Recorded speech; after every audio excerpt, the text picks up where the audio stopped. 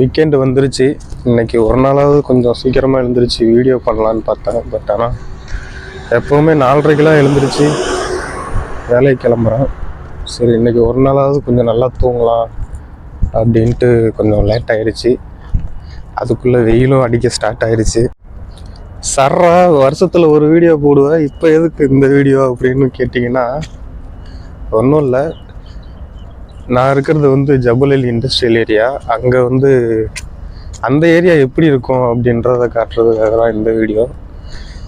So இந்த ஏரியாவில் ஒன்றுமே இல்லை, ஃபுல்லாக ஹாஸ்டல்னால் நம்ம ஊருக்கு ஹாஸ்டல்னு சொன்னால் தான் புரியும்.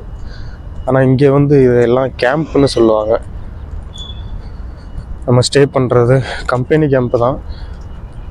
ஸோ ஃபுல்லாகவே இங்கே கேம்ப்பு தான். ஸோ இப்போ நீங்கள் இங்கே பேக் சைடு பார்க்குறது பாருங்க, இது எல்லாமே கேம்ப்பு தான். வெயில் இல்லைன்னா இங்கே நிறைய பேர் வாக்கிங்லாம் போயிட்டுருப்பாங்க, ஜாகிங் போயிட்டுருப்பாங்க. வெயில் அதுக்குள்ளே ஸ்டார்ட் ஆகிடுச்சுன்றதால யாரையுமே காணோம். நான் மட்டும்தான் நடந்து போயிட்டுருக்கேன். இப்போ இங்கே இருக்கிறவங்களுக்குலாம் மேக்ஸிமம் ரோபோ லைஃப் தான். 4:30க்கு எழுந்திரிச்சு டியூட்டி போயிட்டு அங்கே போயிட்டு ரோபோ மாதிரி யாருக்கோ வேலையை செஞ்சுட்டு மாசான சம்பளம் வாங்கிட்டு வீட்டுக்கு அனுப்பிட்டு மறுபடியும் ஆரம்பிக்கணும் மந்த் ஸ்டார்ட்லேருந்து. ஸோ அந்த மாதிரி தான் இங்கே எல்லாருக்குமே. இங்கேருந்து யாருமே சிட்டிக்கு கூட போக மாட்டாங்க. சிட்டிக்கு இங்கேருந்து போகணுன்னா ஒரு 1 hour 2 hour இந்த மாதிரி ஆகும். ஸோ அங்கே போனால் செலவு இன்னும் டபுள் ஆகும். அதனால் யாருமே சிட்டிக்கு கூட போக மாட்டாங்க. நான் போயிடுவேன். நான் வந்து செலவு பார்க்க மாட்டேன். நான் அங்கே போயிட்டு நம்ம பசங்க இருக்காங்க, தெரிஞ்ச பசங்க எல்லாமே இருக்காங்க. ஸோ அவங்க கூட போயிட்டு கொஞ்சம் இருந்தால் மனசுக்கு ஆறுதலாக இருக்கும். அதனால் நான் வந்து செலவெல்லாம் பார்க்க மாட்டேன். நான் எவ்வளோ எப்படி இருந்தாலும் போயிடுவேன்.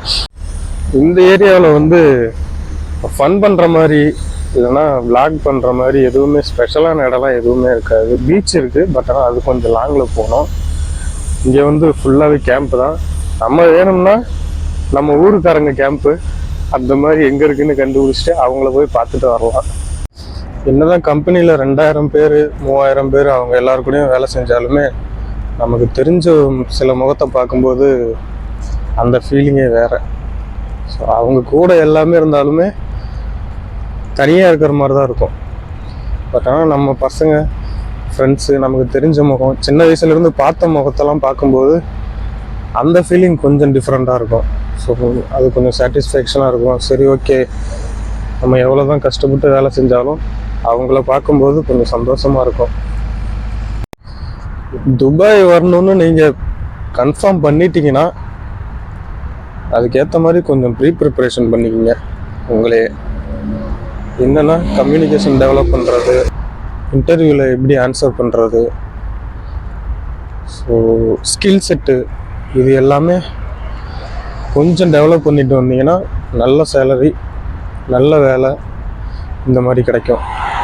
பட் நம்மக்கிட்ட கம்யூனிகேஷனும் இல்லை, டிகிரியும் இல்லை, ஸ்கில் செட்டும் இல்லை, இது எதுவுமே இல்லாமல் வந்தோன்னா அதுக்கப்புறம் கொஞ்சம் கஷ்டப்பட்டு தான் ஆகணும்.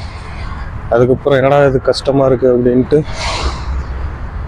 ஒரு 2-3 months அப்படி தான் இருக்கும். பட் போக போக நீங்கள் பழகிக்கலாம். அதுக்காக திரும்ப ஊருக்கு போகிறது அந்த மாதிரிலாம் வச்சுக்கிட்டால் ரொம்ப இன்னும் அது கஷ்டமாயிடும். ஸோ அதனால் இது எல்லாமே பார்த்துக்குங்க.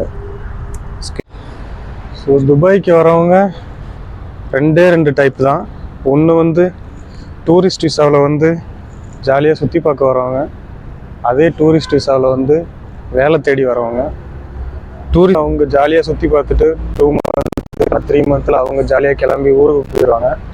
பட் ஆனால் அதே டூரிஸ்ட் விசாவில் வேலை தேடி வந்தவங்க வேலை கிடைச்சிருக்குமா கிடைக்காதா அப்படின்ட்டு அதை இன்னும் கொஞ்சம் எக்ஸ்டெண்ட் பண்ணி வேலை கிடைச்சிருன்ற ஒரு நம்பிக்கையில் அதுக்கு கடனை வாங்கி, சப்போஸ் வேலை கிடைச்சிட்டா நல்லது, வேலை கிடைக்கலன்னா அந்த கடனோட திரும்ப அவங்க ஊருக்கு தான் போய், அப்படி வேலை கிடைச்சிட்டாலுமே அவங்க இங்கே 2 வருஷம் 3 வருஷம் வேலை செஞ்சு கடன் அடைச்சி ஊரில் நல்லது கெட்டதுக்கு கலந்துக்காமல் ஃபோனில் வீடியோ கால்லேயே எல்லாத்தையும் பார்த்து அந்த மாதிரி இருக்கவங்க தான் இன்னொரு டைப்பு. ஸோ இப்போ நானும் அந்த டைப்பில் தான் இருக்கேன். 5 வருஷம் வீட்டில் வெட்டியாக உட்காந்து எந்த அளவுக்கு கஷ்டத்தை அனுபவிக்கணுமோ அந்த அளவுக்கு அனுபவிச்சேன்னா இப்போ ஒரு 2 வருஷத்தில் லைஃப் கொஞ்சம் மாறி இருக்குன்னா, ஃபாரினே போகக்கூடாது அப்படின்ட்டு இருந்தேன் நான், இங்கே வரணும்னு நினச்சேன்ல. ஸோ அந்த ஒரு டிசிஷன் தான் மாற்றினது. அந்த மாதிரி நீங்கள் டிசிஷன் எடுக்க ஏதாவது யோசிச்சுக்கிட்டு இருந்தீங்கன்னா போல்டாக எடுத்துருங்க. சரியோ தப்போ அதை நம்ம தான் ஃபேஸ் பண்ண போகிறோம். தப்பாக இருந்தால் மாற்றிக்கலாம், ஆனால் அதுவே சரியாக இருந்துச்சுன்னா லைஃப் சேஞ்ச் தானே. ஸோ போல்டாக ஒரு டிசிஷன் எடுங்க.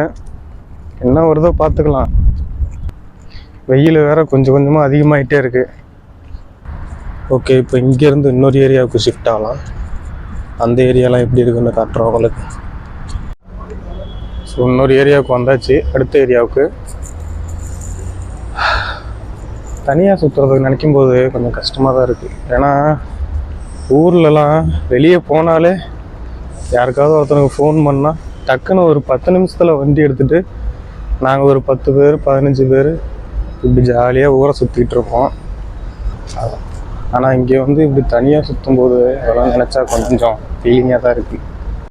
ஸோ ஃபைனலாக ஒரே ஒரு விஷயந்தான், நமக்கு எல்லாமே கிடைச்சும் நமக்கு போட்டு நல்ல ட்ரெஸ்ஸு, சாப்பிட நல்ல சாப்பாடு, டைமுக்கு சாப்பாடு, அதுவும் இது எல்லாமே கிடைச்சும் ஊரில் இருக்கிற நம்மலாம் கம்ப்ளைண்ட் பண்ணிக்கிட்டே இருப்போம். நம்மளாலாம் வேலைக்கு போக முடியுமா, சம்பாதிக்க முடியுமா அப்படின்ட்டு.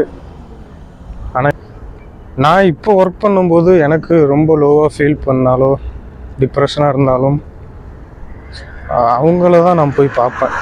வெளியில் இருக்கிறவங்களுக்குலாம் எந்த அளவுக்கு கஷ்டப்படுறாங்க.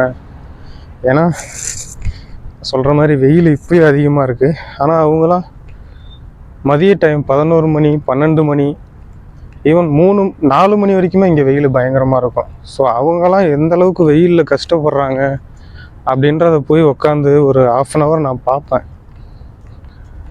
அப்படி அவங்கள பார்க்கும்போது அவங்க படுற கஷ்டத்தை விட நீ என்னடா கஷ்டப்படுற, போய் ஏஞ்சி வேலையை படுற அப்படின்ட்டு என்னை நானே சொல்லி மனசை தேர்த்திக்குவேன்.